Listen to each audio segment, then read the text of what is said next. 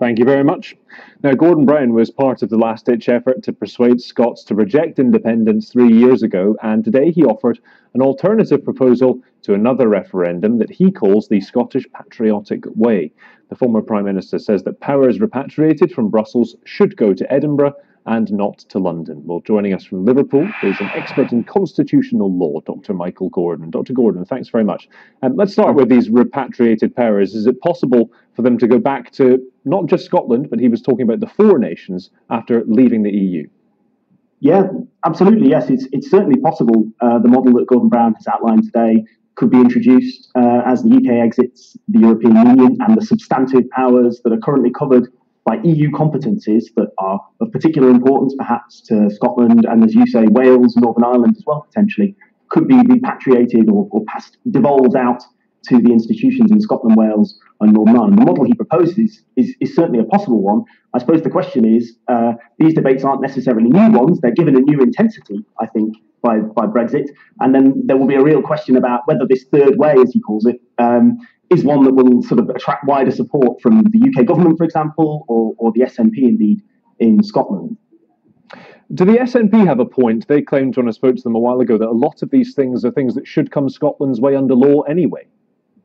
Yeah, I think that's right. I think there is a strong case, as Gordon Brown has said today, that many of the powers, he particularly identified things like agriculture and fisheries, powers that are very important in the Scottish economy. There's a strong case, I think, under the current devolution model to devolve those powers as they return from the EU to Scotland. So one question might be, in fact, then, if many of these things are possible under the current devolution, how far is this really a third way?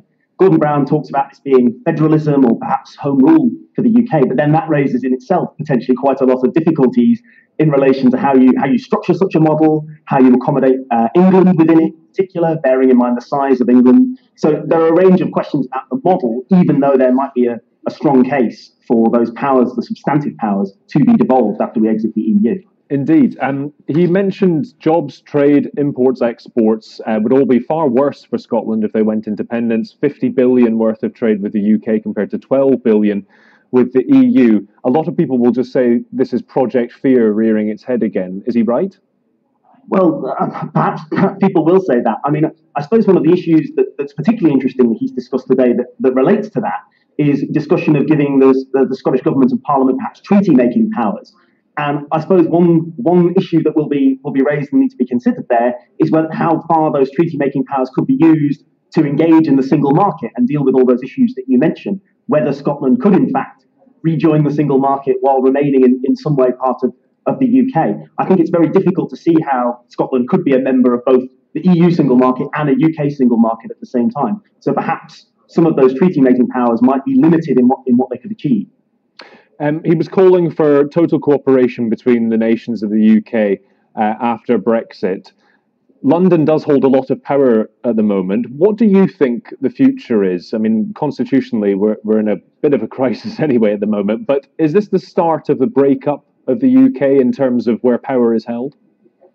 It may well be. I mean, you're right. London does hold a lot of the legal power at the moment, but as we've seen over the last sort of week, the constitution is about more than just the legal powers and the different political and democratic claims that are being made by Nicola Sturgeon, for example, but also we can probably expect to see coming more strongly from Northern Ireland as well, as we sort of deal with the repercussions of leaving the European Union.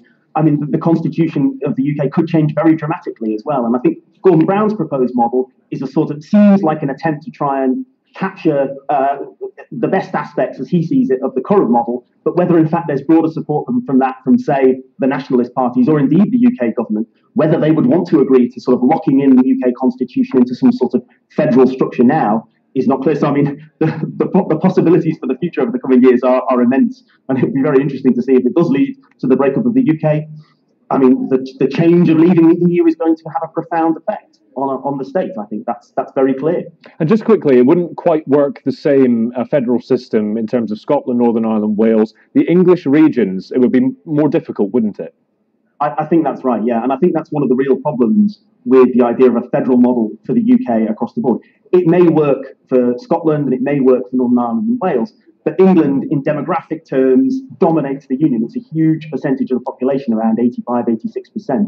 So how do you actually break up England into regions? Do you give regional assemblies? Those kind of proposals have been rejected in the past in favour of the sort of combined authority city devolution deals that we've seen to Manchester and Liverpool and so on. So how you deal with the problem of England's vast size as part of a federal model is really a really difficult objection, I think, to what Gordon Brown's proposing today. Very interesting to speak to you. Dr. Michael Gordon, thanks for your time.